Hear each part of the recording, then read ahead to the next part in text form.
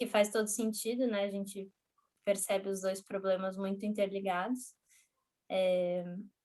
E aí hoje vamos ouvir dois lados aí que envolvem essa questão dos mares e dos oceanos e da conservação deles.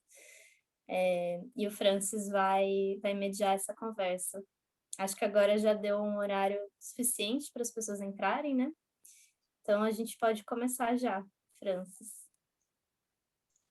Isso. Lembrando que está sendo gravado, porque a gente disponibiliza no YouTube essa conversa. E para quem está chegando agora, para quem não conhece como é a temática do painel, a gente tem algumas perguntas. A gente faz essas perguntas para os painelistas e depois, né, posteriormente, ao final das perguntas, temos um espaço para o público. Aí quem tiver vontade de conversar, de tirar dúvidas, pode anotar ao longo do painel e no final tem essa opção. Só vou pedir desculpa porque está passando muito carro agora esse horário, aí pode vir um barulhinho, mas aí se vocês não entenderem, é só pedir para eu repetir.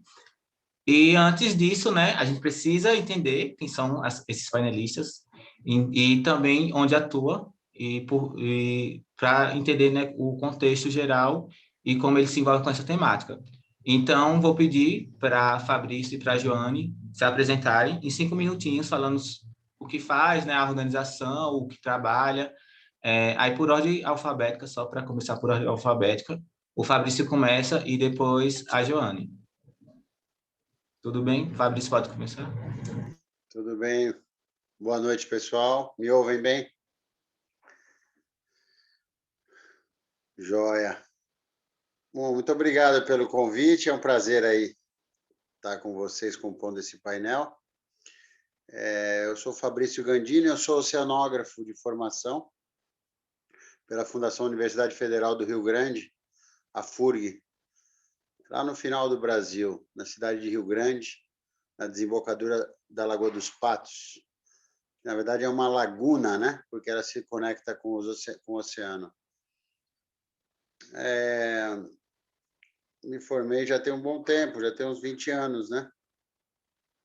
Eu fiz mestrado lá e trabalhei uns 3, 4 anos na área de consultoria, né? Ligado a portos e petróleo, essa coisa toda, com estudos ambientais. E aí eu fundei o Instituto Mar-a-Mar, né? Que tem um pouco mais que 15 anos. O Instituto Mar-a-Mar é um instituto de pesquisa privado, né? De interesse público, e que trabalha para a governança e gestão de recursos naturais comuns. Água, floresta, manguezais, peixes, praias. Mas o meu maior foco realmente é com a pesca artesanal, né? Que é com a gestão dessas pescarias, com a leitura dos conflitos, né? Dos territórios e com a construção dos mecanismos de governança junto com esses atores, né? Com as comunidades, com o governo, com as instituições que, de alguma forma, influenciam esse território. É isso aí, estamos aqui para trocar uma ideia, trocar algumas experiências, é um prazer. Tudo bem, Joane? E passo a palavra aí para minha parceira aí do painel. Obrigado. Tudo bem, Fabrício? Obrigada. Meu nome é Joane Deodato, eu sou da Agência Estadual de Meio Ambiente de Pernambuco, conhecida como CPRH. Essa sigla é porque antes a gente tinha também os recursos hídricos, porém agora é só a Agência Estadual de Meio Ambiente. E eu estou como gestora da APA de Guadalupe, que é uma unidade de conservação de uso sustentável, fica no litoral sul de Pernambuco. A gente tem uma área de mais de 44 mil hectares, temos uma parte continental, mas também temos 12 milhas náuticas, e esse território envolve 4 municípios e vários ambientes, temos manguezal, temos restinga, dunas, Mata Atlântica, cordões de arrecifes de corais, Temos uma diversidade biológica muito grande, uma beleza cênica, e eu estou aqui à disposição. No decorrer, eu vou falando mais.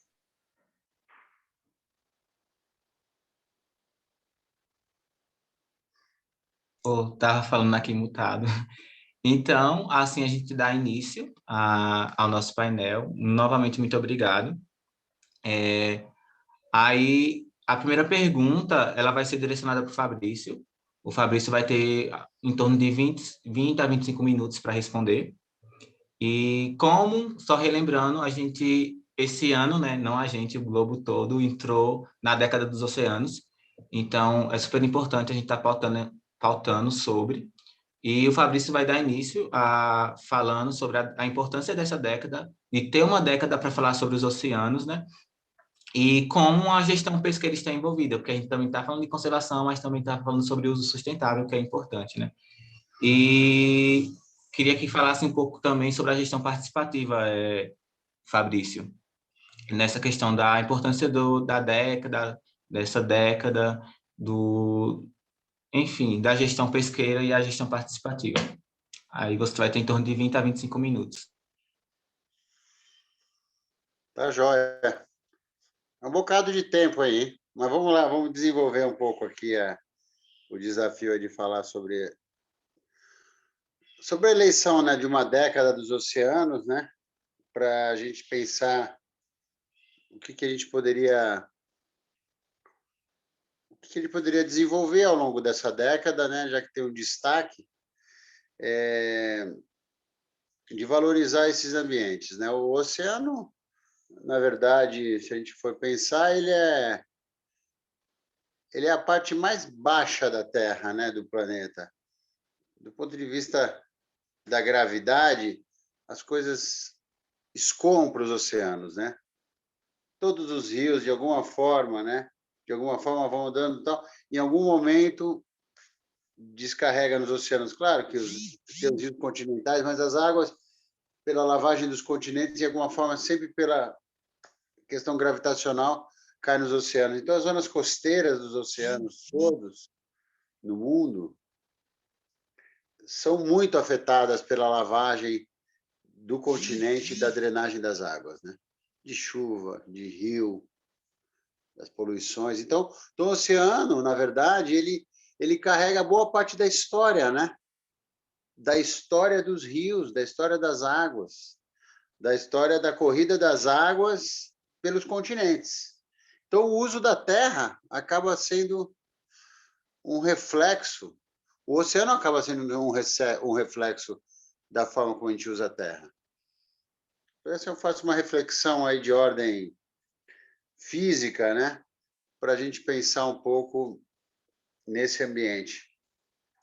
É um ambiente que produz uma série de serviços ecossistêmicos, né? É um nome meio rebuscado, inclusive a própria avaliação do milênio, foi uma avaliação feita em 2004, se não me engano. Eu estudei bastante isso, mas posso estar errado o ano.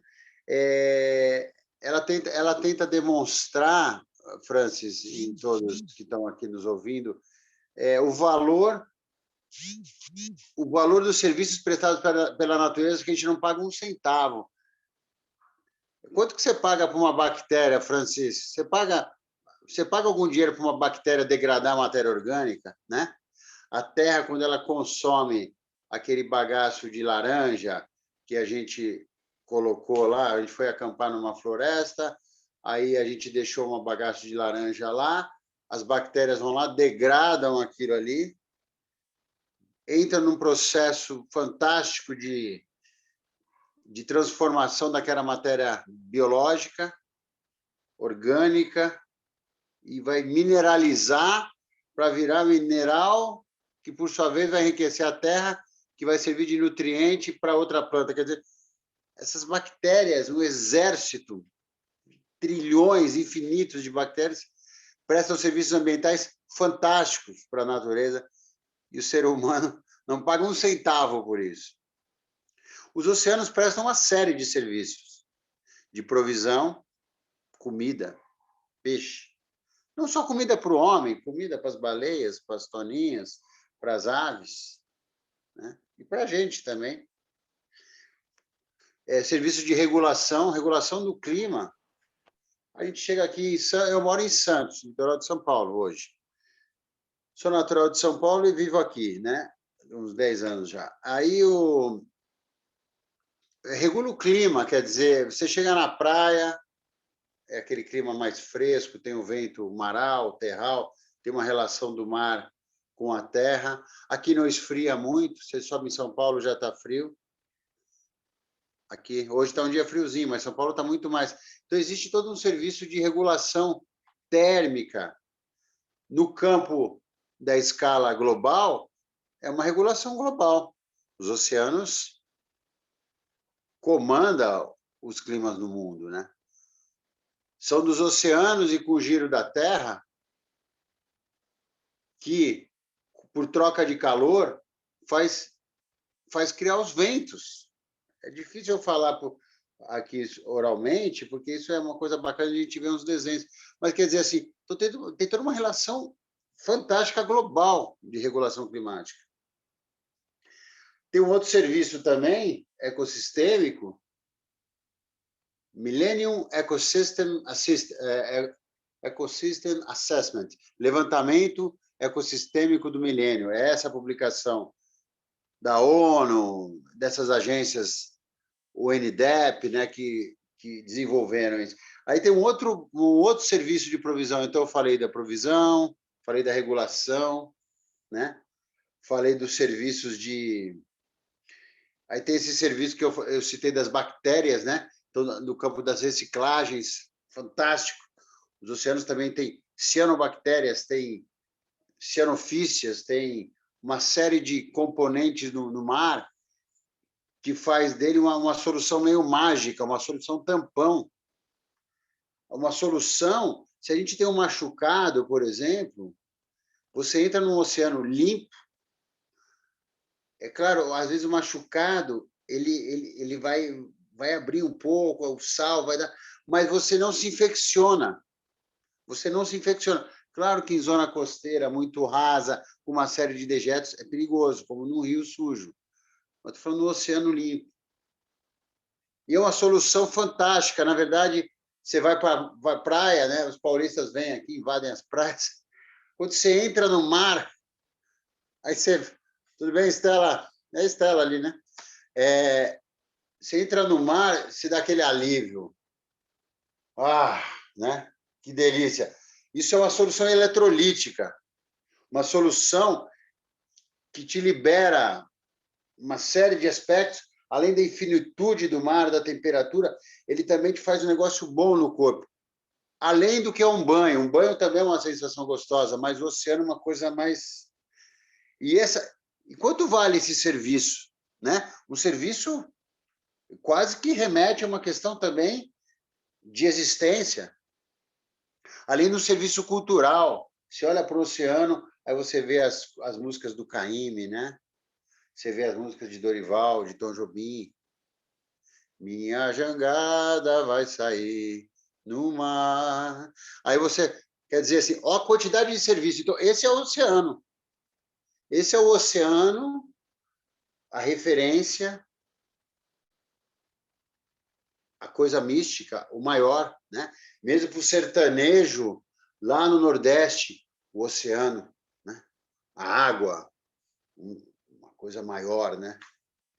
E a gente fica feliz de, como oceanógrafo, ou todos os cientistas do mar, os estudiosos, ou os amantes, os pescadores, as pessoas que vivem de alguma forma, direta ou indiretamente do mar, fica feliz e grato por essa década. Agora, o oceano, a gente fala em conservação, né? Se o Francis quiser me interpelar, fica à vontade, viu, Francis? Você que conduz. Já tem uns 10 minutos já? Já falei uns 10, 15 minutos? Tem tempo ainda. E aí eu queria agora fazer uma reflexão, acho que para o objeto mesmo do GT, né, desse trabalho bacana que faz o Engajamundo, que eu conheci aí, tem Acho que já tem um ano já que eu conhecia vocês, tudo. Conservação, né? Conservação dos oceanos. Aqui a gente entra num assunto bastante importante, né? Do que vem a ser conservação. Do quê, né? Para quê? Para quem? Conservar é ter as coisas, é ter a água dos oceanos em qualidade de renovação. Isso é conservação. A conservação dos oceanos, então, que é o que se propõe a década dos oceanos, no sentido de valorizar esses oceanos, a gente tem que conservá-los. E conservar os oceanos diz respeito a toda aquela análise que eu falei do uso da terra, no início, conservar essa forma de uso da terra, porque de alguma forma ou de outra cai nos oceanos. Conservar é você tratar os esgotos para os esgotos não caírem nos oceanos, né? Conservar é você fazer a limpeza urbana, reciclar lixo, fazer uma série de funções e exercer a gestão das cidades de forma a não poluir as águas. Isso é conservar os oceanos, né? Não derramar petróleo, não ter vazamento, os motores das embarcações estarem regulados, não fazer circulação de água com óleo e jogar óleo no mar.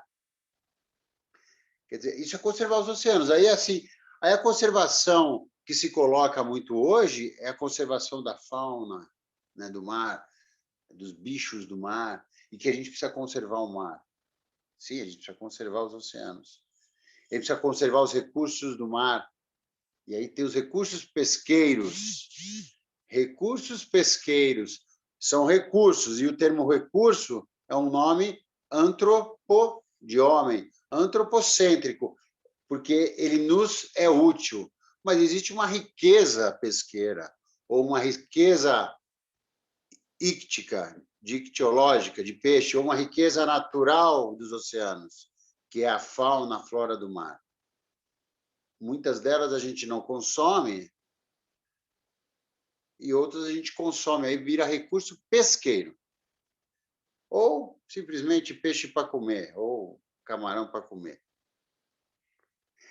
Esse recurso pesqueiro tem populações de centenas e centenas de tipos de pescado que requerem uma conexão fantástica, que é a lei dos encontros e desencontros dos oceanos.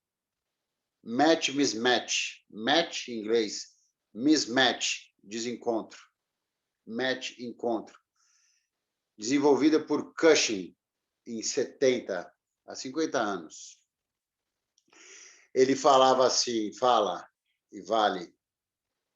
É a coisa fantástica da natureza. Vem a primavera meteorológica, aí depois vem a primavera oceanográfica, porque tem um campo de inércia, tem um delay de tempo, tem uma defasagem do reflexo da natureza, do tempo atmosférico no tempo oceanográfico. Venta lá, vento sul vindo da Antártica. E as massas de água vão se movimentando, até que ela adquire uma inércia, momento, no campo da física. Então, ela reflete após muito tempo de vento. Não são algumas horas, são dias.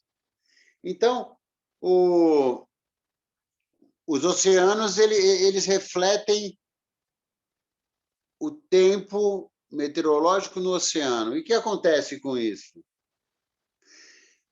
Comanda o movimento das massas d'água, que vai fazer, por exemplo, florescer, dar um boom, que chama florescer fitoplâncton, florescer o que a gente chama da produção primária. Chega a águas férteis com luz e calor da primavera, boom de dinoflageladas, cianofíceas, algas, e começa todo um ciclo vivo. Como acontece na Terra, quando entra aquela primeira chuva da primavera num lugar seco, no Nordeste, nos desertos, se percebe muito isso. E o oceano começa a ter aquela vida, aqueles picos de vida, especialmente em lugares onde as estações são mais evidentes, diferente ao longo do Equador, que tudo é mais comandado por chuva do que por frio e calor, porque sempre é calor. Mais no sul, aqui para São Paulo, e mais ainda para o sul, mais ainda. Santa Catarina, Rio Grande, Paraná, tal, e Uruguai, né, toda a costa argentina. Aí essa vida do mar conectada, ela vai estar conectada com as larvas de peixe, com a chegada das larvas da desova, da tainha, que sobe das lagunas do Uruguai e da Argentina pela costa do Brasil, e vai chegar até, talvez, o Rio de Janeiro, para depois elas voltarem por fora. Essa lei match-mismatch dos encontros e desencontros é a tainha correndo, quando nascer os filhotinhos vão ter que encontrar uma condição tal na natureza de encontro de condições térmicas, oceanográficas, de quantidade e concentração de alimento no milímetro cúbico de água do mar, no milímetro cúbico de água do mar, porque as larvas são microscópicas e elas têm que ter uma quantidade de comida para absorver muito próximo dela. Então, as concentrações têm que estar perfeitas. Tem que ser perfeitas. E esses encontros que vão dar o pico de produção e o sucesso reprodutivo. Aí depois vem os bichos comer essas larvas. Então, esses encontros são fantásticos. Quando a alteração global acontece, essa questão toda climática que a gente está vivendo, alguns insistem em negar que isso não é, isso é natural. Está provado que o homem acelerou as coisas. Se tem ciclo natural, claro que tem ciclo natural na Terra, teve de gelo, teve elevação do nível médio do mar, épocas frias, calota polar enorme, grande, entrando até aqui na América do Sul, depois reduziu. Isso fez os oceanos variarem em até 120 metros de coluna d'água. É claro que ninguém precisa nos explicar que a Terra teve grandes variações, sabemos disso. Mas daí dizer que a gente não está influenciando o clima, olha o calor de uma cidade, né? Então, eu fiz toda essa volta para falar da lei dos encontros e desencontros, da importância da conservação dos ciclos naturais dos oceanos que vão alimentar e vão manter os recursos vivos do mar, os recursos pesqueiros, a riqueza da biodiversidade marinha. E aí o homem entra, e aí eu vou já encaminhando a minha fala, o homem entra para explorar, ele é mais um explorador, né? Ele vai consumir, botar redes no mar, vai pescar, para consumir, para produzir cultura, para produzir alimento, para produzir a história do humano na Terra, dos seus povos costeiros. E aí a gente tem que fazer a gestão pesqueira, e que eu praticamente agora eu vou... Não me sobrou muito tempo, eu acho, mas também eu acho que a gente vai desenvolver esse assunto com mais calma, né, Francis? Em alguns outros ambientes, em outros momentos, mas aí a gestão pesqueira, que é uma questão importante, que eu posso falar com mais calma, mas aí é como a gente organiza esse uso da pesca.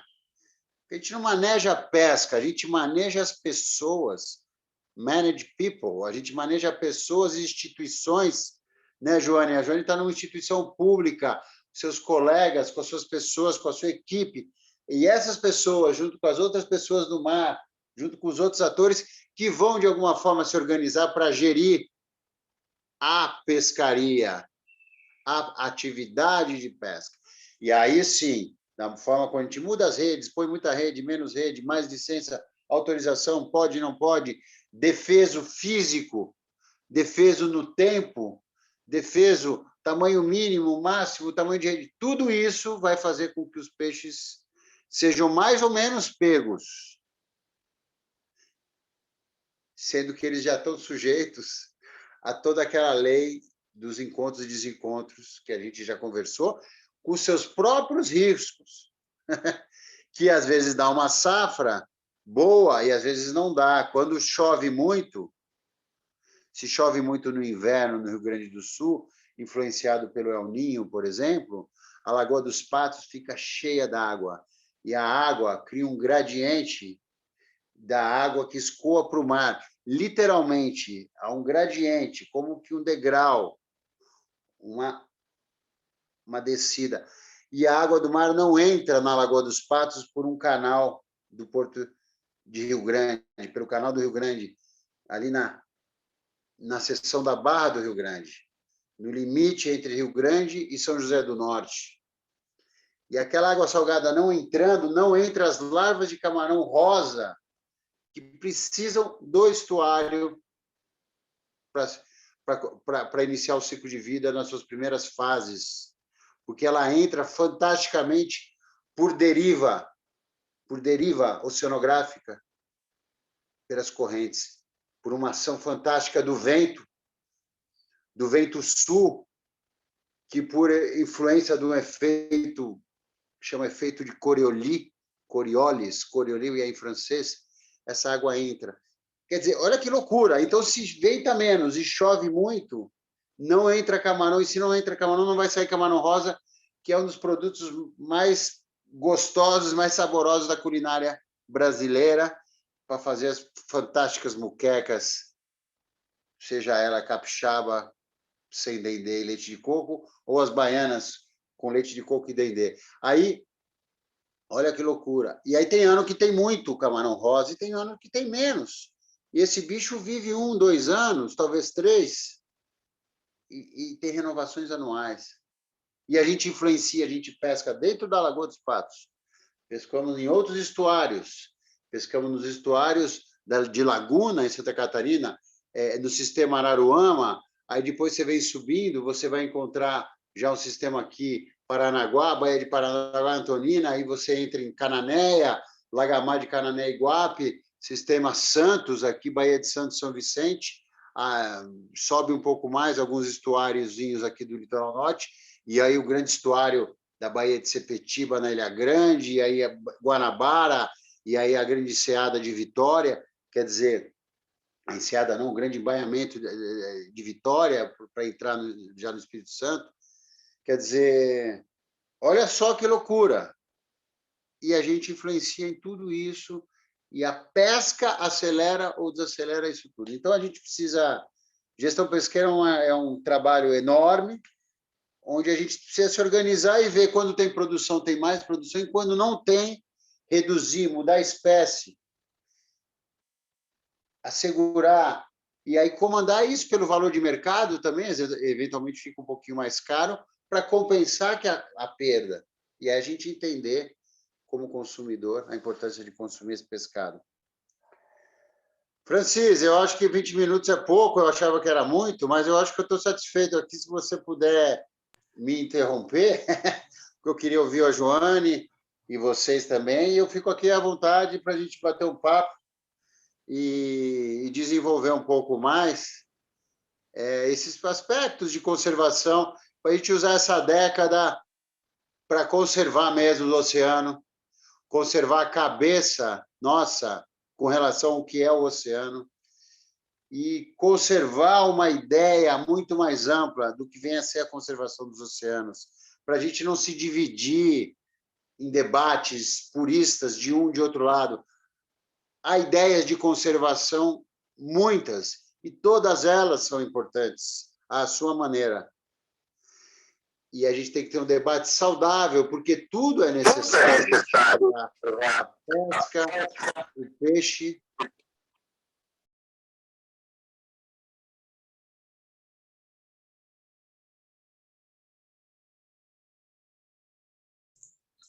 Fabrício, você está sem o microfone. Então, ótimo. Então, eu agradeço a oportunidade, fico aqui à disposição. Tudo bem, Francisco? Tudo bem dentro desse meu tempo? Sim, tá ótimo. Foi importante trazer essa reflexão. É muito interessante quando você tem nessas suas reflexões do encontro, dos encontros, que fala sobre a questão terrestre, que conservar também os ecossistemas terrestres. Está falando da conservação dos ambientes marinhos e costeiros. Até a Marina colocou aqui no chat, né, da questão da lama, da Samarco chegando no mar. Você comentou dos esgotos, né? Temos aí também o derramamento de óleo nas praias do Nordeste. Então, é tudo um ciclo, a gente não pode pensar que são duas coisas totalmente separadas, e realmente é fantástico, incrível estar falando de uma década dos oceanos, porque geralmente quando a gente fala de restauração, né, de ecossistemas, muita gente leva a abordagem somente para os ambientes terrestres, não vê a importância dos oceanos, e não vê a importância dos oceanos também para a comunidade, né, para gestão pesqueira, e também lembrar da restauração é sobrevivência, né? Para o pessoal dessas comunidades que se alimentam, que produz, para a gente que consome também e compra, né? Então, é tudo uma teia que está interligado e que a gente muitas vezes fica somente pensando nos ambientes terrestres. O que não é para deixar de pensar também, né? Mas muitas vezes não dá um devido foco para esses ecossistemas, para os oceanos, para o mar, que é uma coisa que é muito importante. É tudo interligado. Uma coisa não vai viver sem a outra, independente, né? Então, Fabrício, foi muito importante essa fala. Está gravada, a gente também está digitando o que vocês falam, então está tudo sendo digitado, guardado, para a gente usar isso depois. E agora, vamos falar com a Joane, né? E Joane, como ela explicou, ela é gestora de uma APA, né? Que ela vai explicar, já explicou também. E agora vamos falar da importância das unidades de conservação.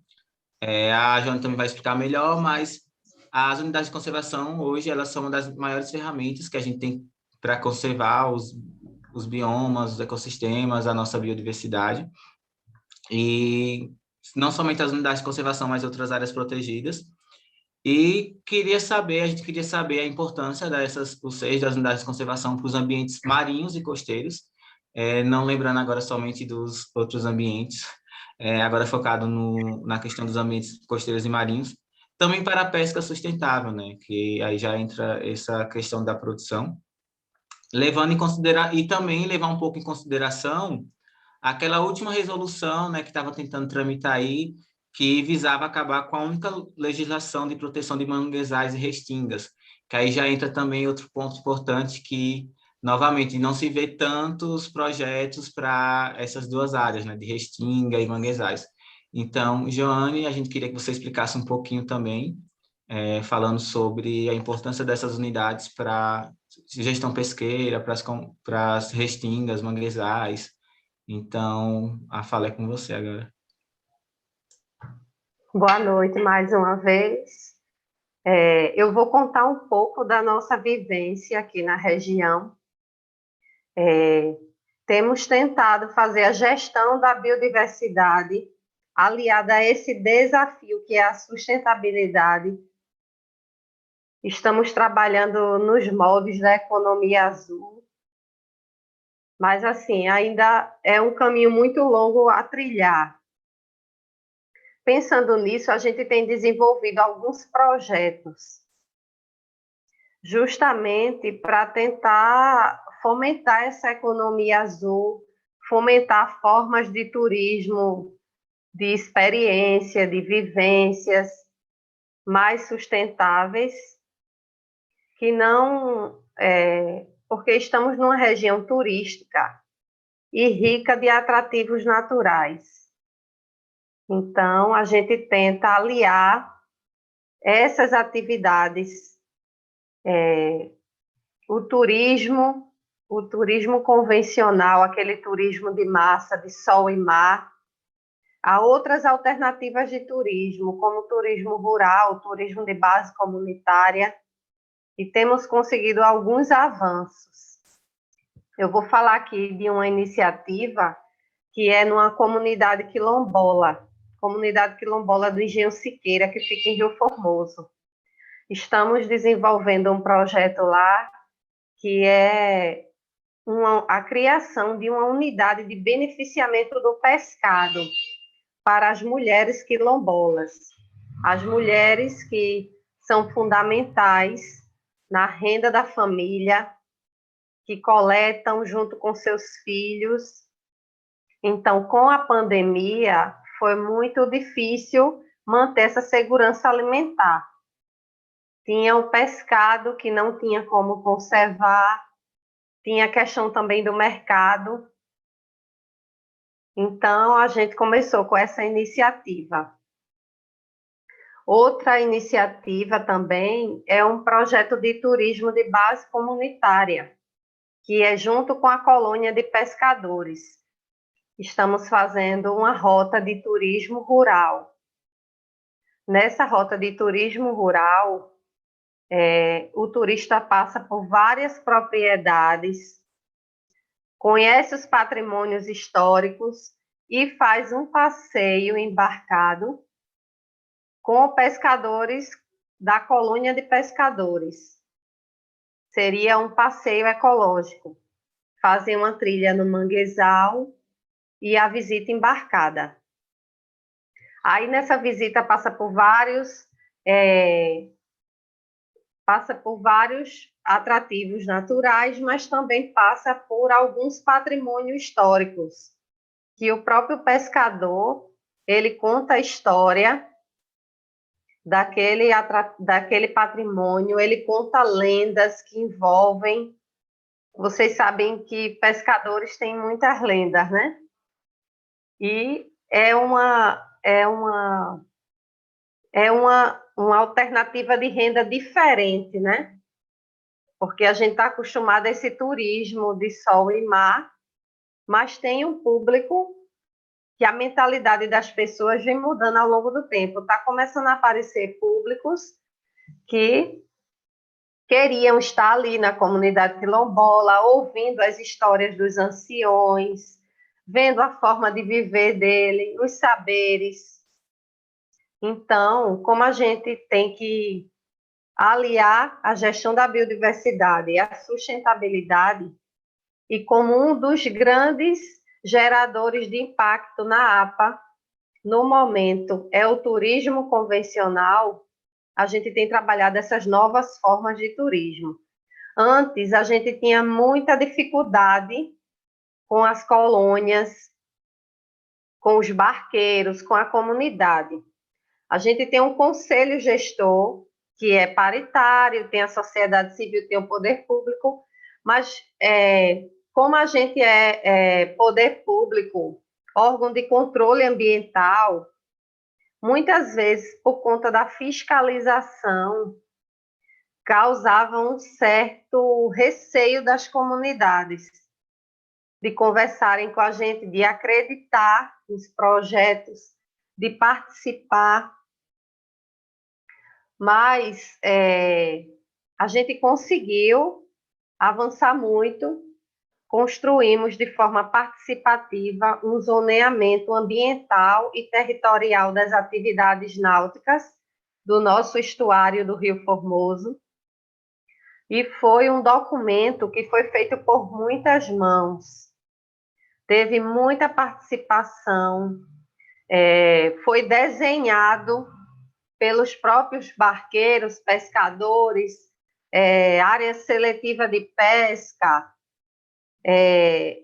área que seria melhor para embarque e desembarque, que já tem aquela vocação de um porto natural, e foram feitas várias oficinas, e depois desse documento, que é um decreto, zoneamento, a gente conseguiu ampliar esse diálogo com a colônia, com a pastoral de pesca, com os barqueiros, com proprietários de catamarãs.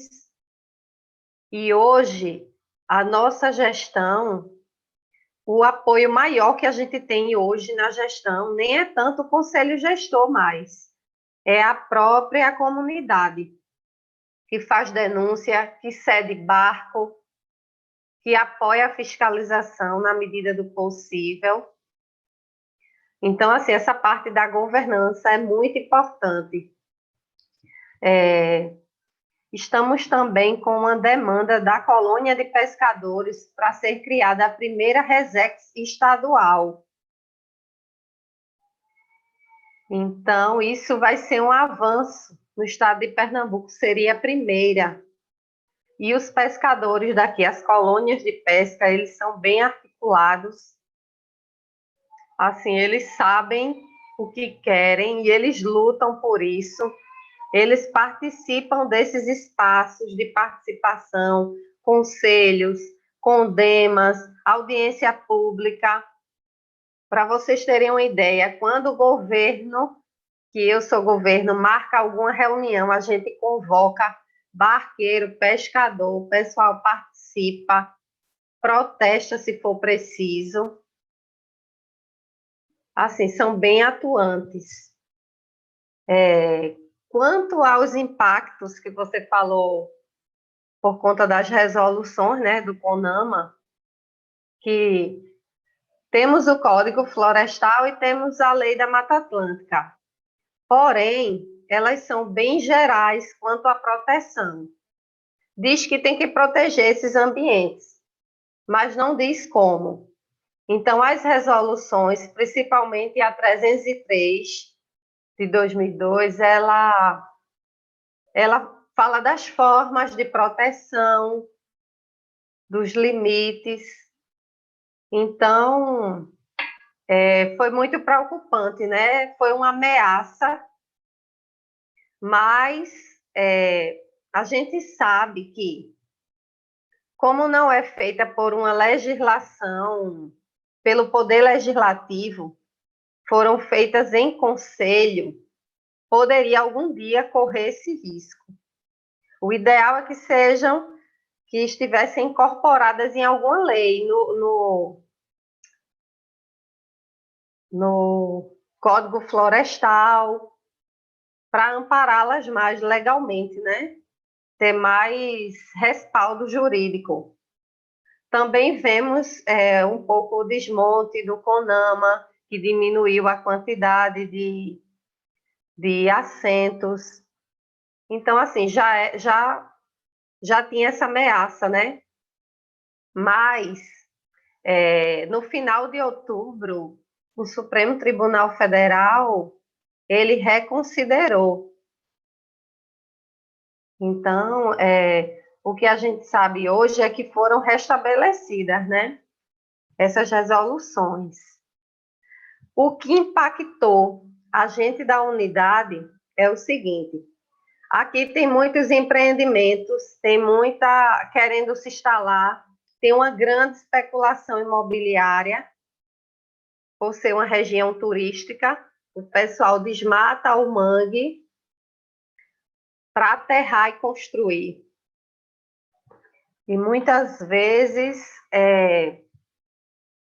no licenciamento ambiental, a gente tem que ter um respaldo jurídico. O que aconteceu foi que o pessoal se agarra muito em brechas na lei. Então, com o enfraquecimento dessas resoluções do CONAMA, muita gente queria se aproveitar, né, da situação para ter os seus empreendimentos aprovados e assim conseguir ter o uso da área. Mas, como foi reconsiderado, mesmo assim é muita pressão aqui nesses ambientes por conta do preço da terra, que é muito caro, da beleza cênica, né? Por ser uma região turística, é mais complicado. Mas deixa eu ver se tem mais algum projeto aqui. Estamos trabalhando mais com as comunidades em prol de desenvolver essa economia azul. Não tem como ter os recursos naturais. Somos uma APA, que é uma Unidade de Conservação de Uso Sustentável, a gente tem que aliar esses usos. Por isso, temos vários regramentos. Temos o zoneamento ambiental, que está dentro do plano de manejo. Temos algumas legislações estaduais. E temos agora esse mais novo decreto, que é o zoneamento ambiental e territorial das atividades náuticas, porque causa muito impacto aqui a questão de poluição sonora, tráfego de embarcações, a erosão, tem perda também de áreas de pesca artesanal. Portanto, nesse documento, que é o zoneamento, a gente limitou essas áreas. Tem área definida apenas para pesca artesanal, tem outras para atividades de recreação, como forma também de garantir o território. Garantir o território na questão da pesca, a soberania alimentar e incentivar a governança. Se a gente não tivesse conseguido essa participação, se o governo tivesse trazido um documento pronto, apenas para a gente apresentar e discutir com eles, a gente não teria avançado. Porque já foi criado aqui na região uma outra APA, toda marinha, que não avançou, que eles não aceitaram, que eles não queriam participar, porque eles falavam, já existe a APA de Guadalupe, por que vocês não fortalecem, em vez de abrir outra? Sem falar que a gente tem uma sobreposição aqui com várias outras unidades. A gente tem uma sobreposição com a APA Costa dos Corais, que é uma unidade de conservação federal. Temos o Parque Natural Municipal. Temos uma Rebio Saltinho, que também é uma unidade de conservação federal. Então, assim, tem várias alternativas, como trabalhar em forma de mosaico. Tem várias formas de fortalecer, em vez de criar outra unidade. E isso, além de romper, além da gente ser um órgão de controle, né, que trabalha também com fiscalização, isso aí foi muito conflitante na época.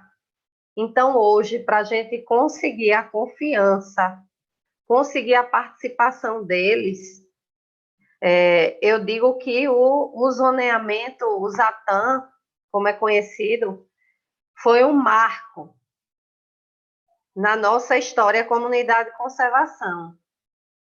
Porque através dessas oficinas, da confiança deles de construir passo a passo o documento, mostrar nos mapas, aqui é assim, aqui é dessa forma, aqui é melhor assim, conseguimos ganhar essa credibilidade e aumentar a governança. Querem que eu fale mais? Para quanto tempo?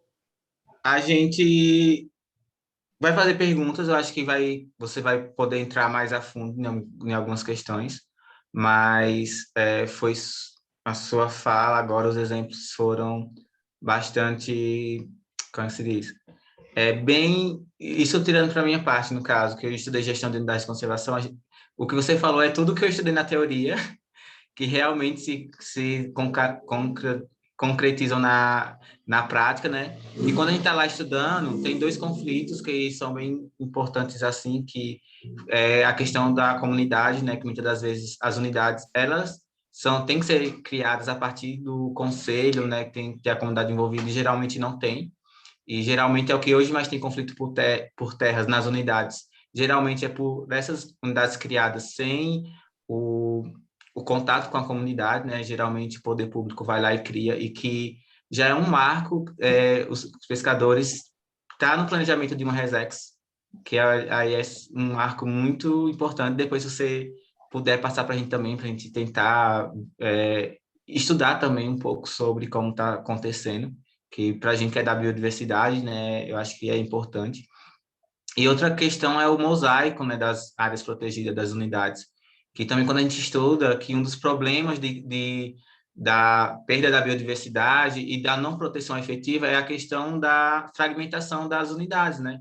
Ao invés de fortalecer o mosaicos, expandir as áreas das unidades, tem essa fragmentação, e que muitas vezes até utiliza isso como uma propaganda enganosa, né? Aí vamos criar várias unidades, mas que não vai ser efetivo porque vai estar fragmentando. Então, no meu caso, é uma coisa que eu realmente vi muito na teoria, e você falando, eu fiquei lembrando, né, dessas questões. Então, foi muito importante você realmente trazer, até para a gente não desprender tanto da teoria, né, porque é isso que a gente estuda, e de todos os outros exemplos que você trouxe. Aí agora a gente vai abrir perguntas, né? Aí provavelmente vai se aprofundar em outras questões, ou então só ter a complementação do que vocês falaram, tanto da Joane como do Fabrício. Então, quem tiver dúvidas, tipo, já pode perguntar, levantar a mão. Alguém tem alguma questão para falar? Eu tenho, para variar. Eu tinha pensado em duas perguntas, uma para o Fabrício e uma para a Joane, mas ouvindo vocês falando, eu acho que é meio que a mesma coisa, dá para tipo juntar em uma. Então eu vou tentar elaborar aqui, juntar as duas. Mas fiquei pensando muito, né? Eu trabalho num lugar que faz reflorestamento, e uma parte desse reflorestamento vem de licenciamentos e multas ambientais, que tem um programa no estado de São Paulo que converte multas ambientais. Você pode tipo apoiar um projeto assim de restauração. E aí já tipo teve um caso, eu lembro, eu estava no escritório que uma colega minha atendeu um pescador que o barco dele tinha sido apreendido, tipo, era o único meio de sobrevivência dele, de subsistência, de geração de renda. Tinha sido apreendido porque ele pescou numa época que não podia o peixe, tipo, era de reprodução, alguma coisa assim. E aí ele estava, tipo, desesperado, tentando resolver a situação, entrou em contato com a gente para, tipo, fazer esse projeto de restauração. E a minha amiga, a colega que atendeu, assim, quando ela desligou o telefone, ela ficou, nossa, cara, que foda, assim, né? Pesado, porque ela viu que ali o Estado chegou só para punir. Tipo, o cara não sabia. Sei lá, a vida inteira ele fez de um jeito e aí, de repente, mudaram uma lei lá em cima e não avisaram ninguém, não avisaram, não chegou nele, assim. E o barco dele foi apreendido, assim. Ele tava lá, tipo, tendo que fechar um projeto com a gente. Deu muita dor no coração, assim, pra gente, né? Que é ambientalista e socioambientalista, né? Então, eu estou muito inspirada ouvindo os dois falando, assim, fazendo esse trabalho justamente, né? Para que o Estado não chegue só para punir, assim, e tenha essa gestão participativa. E na minha experiência nesse trabalho também, né, eu conheci o mosaico de unidades do Jacupiranga, que é no Vale do Ribeira, no sul do estado de São Paulo. E eu ouvi de gestores lá das áreas também meio que o mesmo discurso, assim, tipo, antes das unidades de conservação, a relação entre as comunidades e o Estado era, tipo, de conflito. E aí, depois que virou o mosaico de unidades, as pessoas, ao invés de se encontrarem com o Estado, tipo, na polícia, na delegacia, se encontram nas reuniões da gestão da unidade, assim. Assim, não que esteja tudo maravilhoso, né, sem conflitos lá, mas, assim, que mudou muito. Então, o que eu queria saber, né, confirmar com vocês é que criar essa unidade de conservação realmente ajuda a diminuir esse conflito, assim.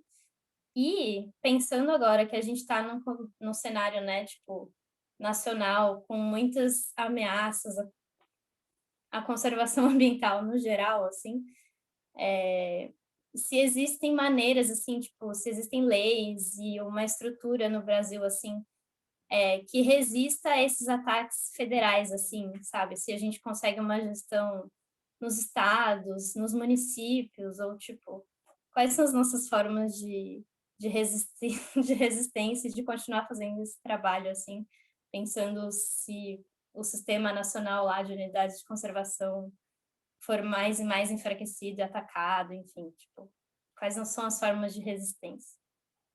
Acho que é isso, não sei se deu para entender.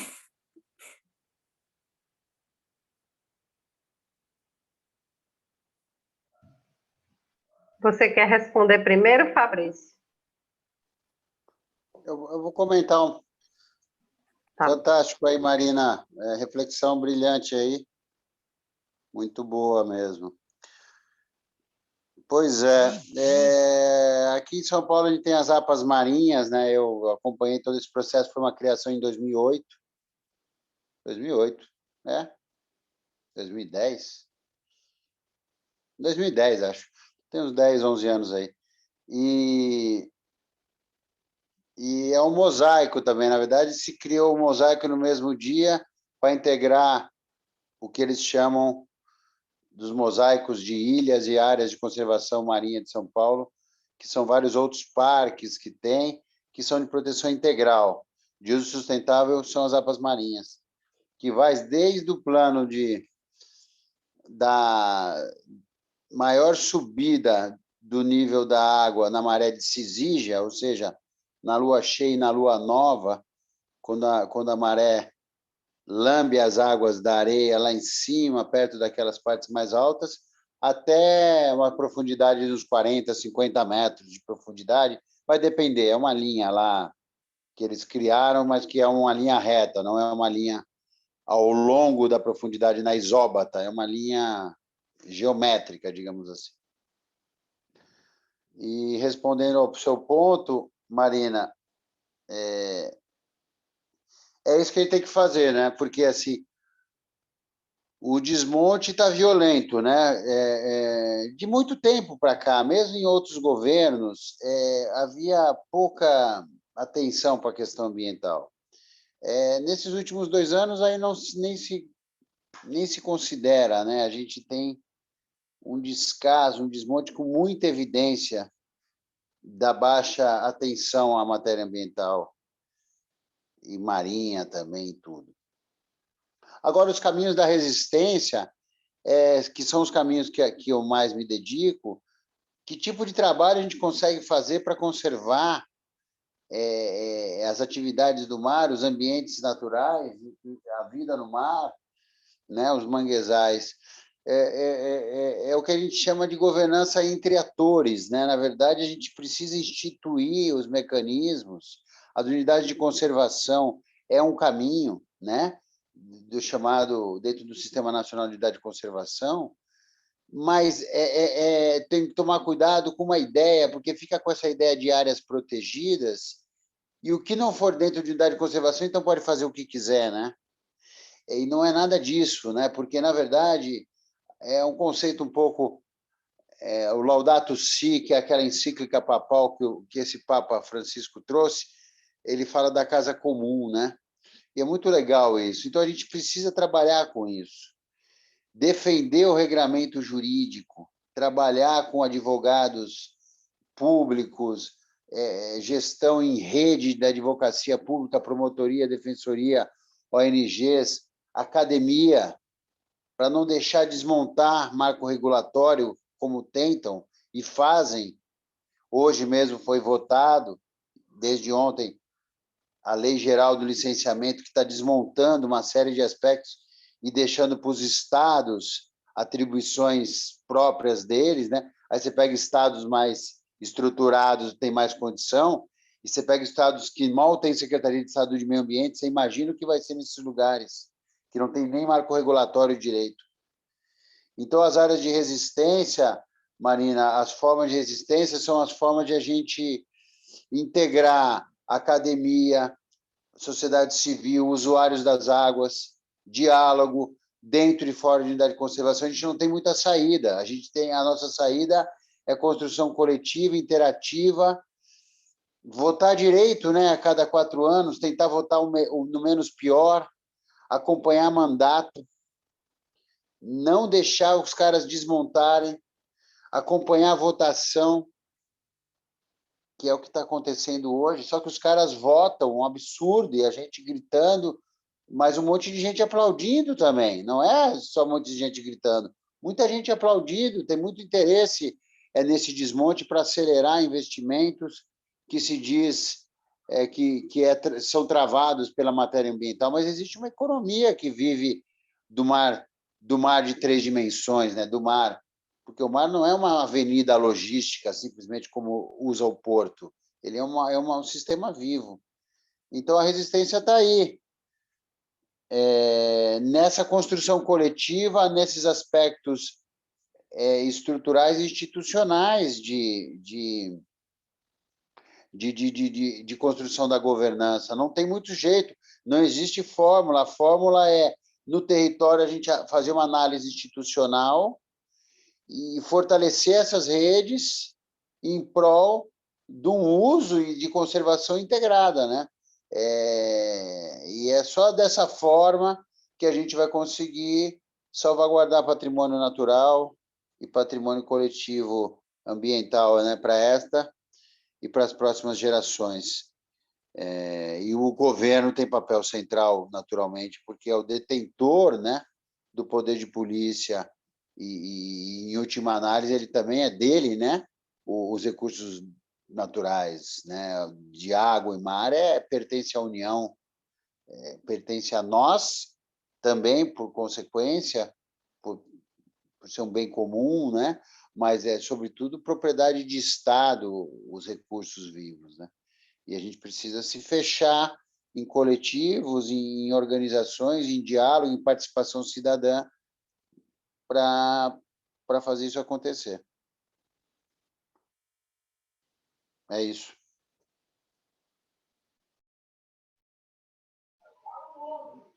Eu penso da mesma forma, Fabrício. Na questão do desmonte, não é só a nível federal. Tem alguns estados que passam por isso, tem município que não tem nem secretaria de meio ambiente. É como o Fabrício falou, entendeu? Temos uma diversidade aí na questão política que muitas vezes não leva em consideração o ambiental, leva em consideração a saúde, a educação, mas o meio ambiente não. E quando se fala em interesse econômico, geralmente os interesses econômicos se sobressaem. É uma realidade, não só a nível federal, mas estadual, municipal. Depende muito também do gestor. Mas, em paralelo a isso, uma forma de resistir é incentivar a participação da comunidade, da população residente, das instituições. Se você consegue que eles entendam o papel deles, se você consegue fortalecer associações de moradores, associações de trabalhadores rurais, colônia de pescadores, quando eles passam a entender, eles lutam. Então, assim, a maior resistência, quem faz são eles. A gente, como gestão, muitas vezes a gente tem a nossa opinião, mas a gente não pode ficar contra o governo. Mas aí a gente conta com o conselho gestor, que a gente leva as questões, a gente conta com essas comunidades que estão todos os dias falando com a gente. E eles, além de apoiar a gestão, são uma forma de resistência. Então, assim, eu acho muito importante que tenha essa sensibilização, tenha essa parte da educação ambiental para que eles entendam o papel deles nos conselhos, nas audiências públicas, que são espaços de decisão, porque aí depois não adianta reclamar daquele empreendimento que se instalou, se você não foi lá, participou. Então, acho que é importante trabalhar isso com a comunidade e ter esses espaços sempre abertos para participação. E também essa questão do governo, tem muita coisa que a gente sabe que é feito de cima para baixo. Mas a população, depois que está consciente, ela não aceita qualquer coisa, não. Ela luta. Então, o caminho é esse.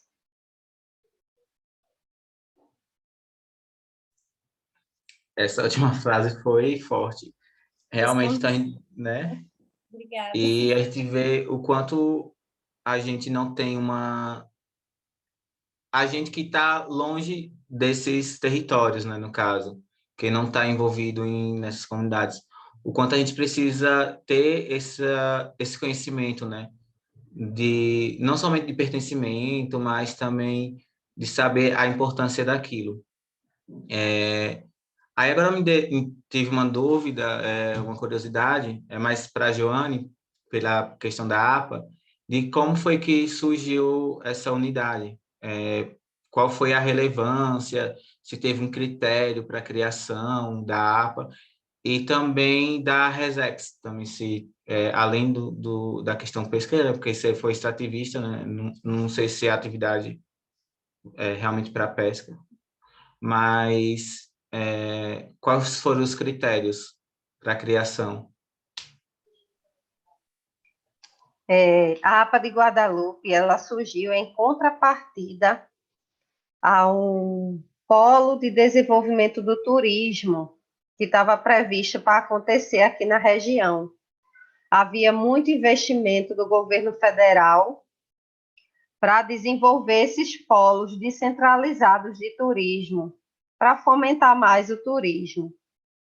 E aí, esse pacote de financiamento previa muitas obras de estruturação, vias, pontes, para que esses empreendimentos, quando chegassem aqui na região, tivessem uma certa estrutura. Então, algumas organizações ambientalistas se juntaram, reivindicaram, e a APA de Guadalupe foi criada como contrapartida a esse desenvolvimento que ia chegar na região. Acontece que esse desenvolvimento não chegou. Eles viram que a região era tão carente de infraestrutura que o custo seria muito elevado. Aí os investimentos que tinham previstos não foram implantados em sua totalidade. As empresas que eles achavam que vinham, os grandes empreendimentos não chegaram por conta dessa falta de infraestrutura. Então, hoje em dia é que começou a chegar resorts, grandes empreendimentos imobiliários, está começando a desenvolver mais a região agora, entendeu? Por isso que está grande a especulação imobiliária. Tem grandes empreendimentos se instalando e outros querendo se instalar, mas ainda carece de infraestrutura. Eu acho que muito do que garantiu também a conservação desses ambientes foi essa falta de infraestrutura. Porque, assim, o turismo começou com os nativos. Temos jangadeiros, temos associação de barqueiros ainda com aqueles barcos de madeira, já temos lancha, catamarãs, mas é pouco. São mais operadoras de turismo de fora. Mas, assim, atrasou um pouco a explosão que eles achavam que ia ter. E como ponto positivo, surgiu a APA de Guadalupe e também algumas outras na região, né? Algumas outras unidades.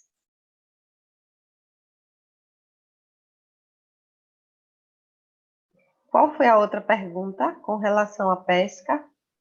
Não, a Resex também, a criação, o motivo. Sim, a Resex, critério, né? essa discussão é muito antiga. Há muito tempo que os pescadores querem essa Resex. Só que, como eu falei no início, a relação do Estado com os pescadores não havia diálogo. Então, os pescadores eles queriam que a Resex fosse federal, até porque é o mais típico de se ver, né? Para o estado de Pernambuco seria a primeira Resex estadual. Então, eles queriam que a Resex fosse federal. Porém, o ICMBio, o governo federal, eles não têm interesse em criar novas unidades. Eles querem fortalecer as que existem e, fora isso, eles têm vários pedidos em todo o Brasil de criação de unidades de conservação, alguns mais prioritários. Então, foi decidido que o governo federal não tinha interesse. Aí essa discussão ficou um pouco parada, e esse ano eles entraram em contato, a colônia Pastoral da Pesca entrou em contato com o Estado, com a Secretaria Estadual de Meio Ambiente, para ver se conseguiria a criação dessa unidade estadual, da RESEC-C estadual.